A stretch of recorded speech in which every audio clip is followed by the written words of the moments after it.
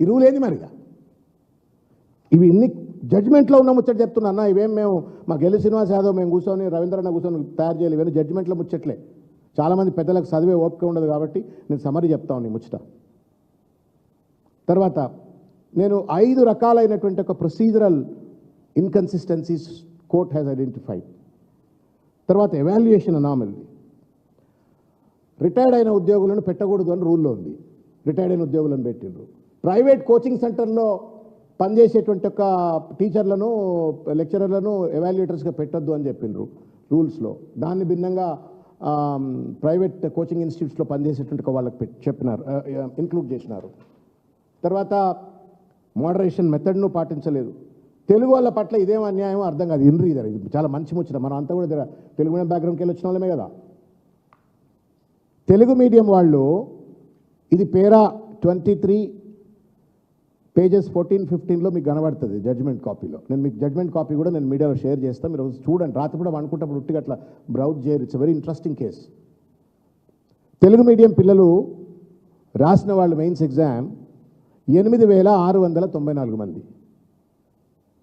Select అయినటువంటి వాళ్ళు మెయిన్స్లో వీళ్ళ లెక్క ప్రకారంగా 56 మంది, అంటే 0.64 success rate. 0.64, less than 1%. English medium వాళ్ళు 12,381 మంది రాస్తే 506 మంది సెలెక్ట్ అయినారు. 506 మంది. ఇదేంద్రా నాయన అంటే ఇంగ్లీష్ వాళ్ళకి తెలివి ఎక్కువ ఉంటుంది, మరి ఊళ్ళలో చదువుకున్న వాళ్ళు తెలుగు చదువుకున్న వాళ్ళకి లేదా అని చెప్పని కోర్టు వాళ్ళు ప్రశ్నించేటువంటి ఒక పరిస్థితి. ఇట్లా అంటే దాదాపు ఇంగ్లీష్ వాళ్ళది 89.88% ఆఫ్ సక్సెస్ రేట్ అయితే తెలుగు వాళ్ళది టిపికలీ లెస్ దెన్ 1% ఉండేటువంటి ఒక సక్సెస్ రేటు. ట్రిపుల్ ఎవాల్యుయేషన్ మన దగ్గర జనరల్గా ఏంటి, ఫస్ట్ ఎవాల్యుయేషన్, సెకండ్ ఎవాల్యుయేషన్కి ఒక పద్ధతి ఉంటుంది, థర్డ్ ఎవాల్యుయేషన్. అసలు ఈ ఈ ఈ రూల్స్లో ఎక్కడా కూడా ఈ డబుల్ ట్రిపుల్ ఎవాల్యుయేషన్ సంబంధించినట్టు ఒక ప్రొవిజన్స్ ఏమీ పెట్టలేదు. పెట్టకుండా వాళ్ళు ఇష్టం వచ్చినట్టు ట్రిపుల్ ఎవాల్యుయేషన్స్ అని చెప్పి పెట్టడం జరిగింది. ఇవన్నీ తప్పులు క్లియరింగ్గా ఉన్నాయి. రేవంత్ రెడ్డి గారు, ఉత్తమ్ కుమార్ రెడ్డి గారు, బట్టి గారు, దుద్దిల శ్రీధర్ బాబు గారు, పొన్నం ప్రభాకర్ గారు, మీకు చేతులు అయితే దండం పెట్టి విజ్ఞప్తి చేస్తున్నాం. This is not politics, this is the lives, careers, traditions, governance traditions. ఇవి ఏదో ఎవడో ఒక్కడో ఇద్దరో ఏపీపీఎస్సీలు టీఎస్పీసీలో ఉన్నాడో ఇంకోడో తప్పులు చేస్తే ఒక్కడో ఇద్దరు మొత్తం వ్యవస్థే తప్పు చేస్తే వాడు ఎవరిని చెప్పుకోవాలి మరి? ఇది వ్యవస్థీకృతమైనటువంటి ఒక తప్పిదాన్ని. ఇన్స్టిట్యూషనల్ క్రైమ్స్ ఇవి.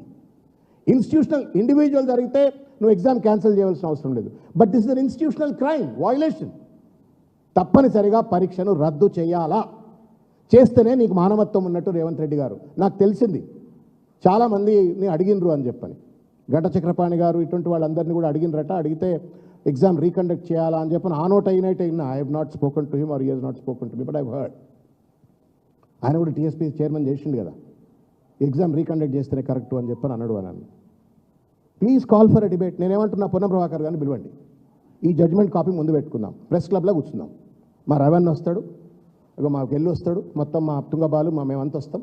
పొన్నం ప్రభాకర్ గారిని రమ్మని చెప్పండి. ఇందులో కనుక ఈ ఆరోపణలు తప్పు అని చెప్పని కనుక మేము మాట్లాడుతున్నటువంటిది కోర్టు జడ్జిమెంట్ తప్పు అని అంటే ముక్కు నెలకు రాసి వెళ్ళిపోతాం. లేదు అంటే మీరు పరీక్ష క్యాన్సిల్ చేయండి. నిన్న కూడా అండి గొడ్లను కొట్టినట్టు కొట్టిండ్రు. ఇదే కడారి స్వామి యాదవ్ ఉస్మాన్ యూనివర్సిటీ లైబ్రరీ దగ్గర they are only celebrating the high court judgment. High court ఇంతమంది జడ్జ్మెంట్ ఇచ్చిందని చెప్పని సెలబ్రేట్ చేస్తున్నాడు. బుద్ధి జ్ఞానం ఉండొద్దండి పోలీసులకు, ప్రభుత్వానికి? గొడ్లను కొట్టినట్టు కొట్టుకుంటూ వాళ్ళని తీసుకుపోయి అరెస్ట్ చేశారు. మా గెల్లును చిక్కడపల్లి లైబ్రరీ దగ్గర they just went to congratulate the students. ఇంత పెద్ద తీర్పు వచ్చింది కానీ వాళ్ళని కొట్టి లైబ్రరీలో కూర్చోబెట్టి చిక్కడపల్లి ముషిరాబాద్ పోలీస్ స్టేషన్లో కూర్చోబెట్టిండ్రు. తుంగబాలను అట్లనే హ్యాబిట్స్ పోలీస్ స్టేషన్లో కూర్చోబెట్టిండ్రు. ఏం న్యాయం ఇది? ఎన్నాళ్ళు పోలీస్ రాజ్యం నడిపిస్తావు? ఎవడన్నా సరే విద్యార్థుల ముందు పోలీసులతో అణిచివేత చేసే ఒక ప్రయత్నం సక్సెస్ అయినరా చెప్పండి? మంచి మంచి వాళ్ళని గడిపోచలు వీసినట్టు వీక్ పడేస్తారు స్టూడెంట్స్ తలుచుకుంటే. They very powerful force. విద్యార్థి శక్తి జాతీయ శక్తి అంటారు. They very powerful force. మంచి మంచి వాళ్ళు దిగొస్తారు. నువ్వెంత రేవంత్ రెడ్డి? ఎన్ని రోజులు పోలీసులను అడ్డం పెట్టుకొని నువ్వు విద్యార్థుల యొక్క గొంతును, నిరుద్యోగుల గొంతును అణిచివేత ప్రయత్నం చేస్తావు? అన్యాయం. మానవత్వం ఉంటే మీరు చర్చకు రండి. చర్చ కూడా అవసరం లేదు, ఇది చదవమంటున్నాను నేను రేవంత్ రెడ్డి గారిని. మీరు కూడా చదువుతారని నాకు తెలుసు. You have an habit of reading. Please judgment ఒకసారి చదవండి. మీరు ఓపికగా వాడు వీడు చెప్పిన సొల్లు ముచ్చట్లు వినకండి రేవంత్ రెడ్డి గారు. ఈ జడ్జిమెంట్ చదవండి. Don't get carried away by what Boora Venkatesham says. ఇప్పుడు ఆయన తప్పిదాన్ని ఆయన చెప్పుకోడు కదా. మీరు చదవండి, చదివి మీకు నిజంగానే కనుక మనసు ఒప్పితే ఇక మీ ఇష్టం వచ్చినట్టు ఛాలెంజ్ చేయండి హైకోర్టులలో, సుప్రీంకోర్టులలో. జడ్జికైతే వీళ్ళేం చుట్టాలు కారుగా, ఈ నిరుద్యోగులకు జడ్జిలు అయితే చుట్టాలు కారుగా. ఇట్లా ఒక దుర్మార్గమైనటువంటి ఒక రీతిలో ఈ ప్రభుత్వం వ్యవహరించింది.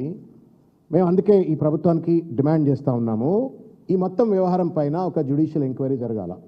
It is not an isolated incident, it's a collective institutional failure, institutional violation, institutional crime, and that to buy a constitutional institution. ఒక రాజ్యాంగబద్ధమైన సంస్థ నేతృత్వంలో జరిగినటువంటి ఒక ఘోరమైనటువంటి ఒక తప్పిదము.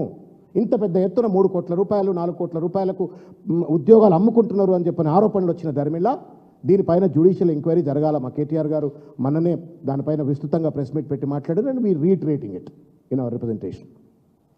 రెండవది, రిట్ అపీల్ చేయకండి, దండం పెట్టి చెప్తున్నాం. మీ దగ్గర డబ్బులు ఉన్నాయి, పెద్ద పెద్ద లాయర్లను తెస్తారు, ఢిల్లీకి వెళ్ళి తెస్తారు, ఇంకెక్కడికి వెళ్ళినా పట్టుకురావచ్చు. మీరు డబ్బులు ఉన్నాయి కదా అని పెద్ద లాయర్లను పట్టుకొచ్చి వాళ్ళ గొంతులు వేయకండి, వాళ్ళ జీవితాలతో చెలగాటం ఆడకండి. తప్పును ఒప్పుకున్నాడు గొప్పోడండి. There are very big leaders in the country, in the world. ఆడి తప్పిదం జరిగితే తప్పును ఒప్పుకున్నాడే గొప్ప నాయకుడు. నువ్వు దేవుడు కావు కదా, దేవుడే తప్పు చేసినా ఒప్పుకుంటాడు చాలా సందర్భాల్లో, తప్పును సరిదిద్దుకుంటారు కదా, నువ్వు అంత గొప్పడి కావు కదా. It's a great opportunity for Revanth Reddy's government and TGPSC to rectify their mistakes.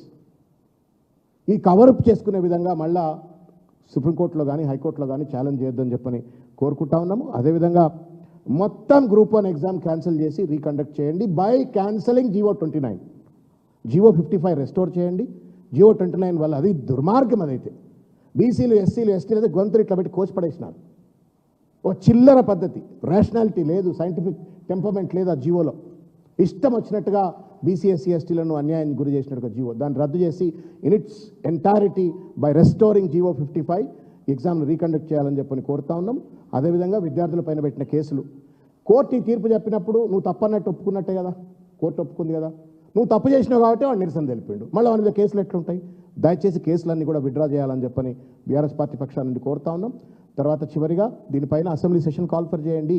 It's not an isolated incident, it's not an ordinary issue, it's a very serious issue. లక్షల మంది విద్యార్థుల వాళ్ళ కుటుంబాలకు సంబంధించింది, భవిష్యత్తు సంబంధించింది కాబట్టి అసెంబ్లీకి పిలవండి. అవసరమైతే నువ్వు కేసీఆర్ని అభిశంసించడం కోసం, సిబిఐ ఎంక్వైరీ చేయడం కోసం రాత్రి 3 గంటల దాకా అడ్డమైన సెషన్ నడిపినావు కదా దొరా. కేసీఆర్ గారి పైన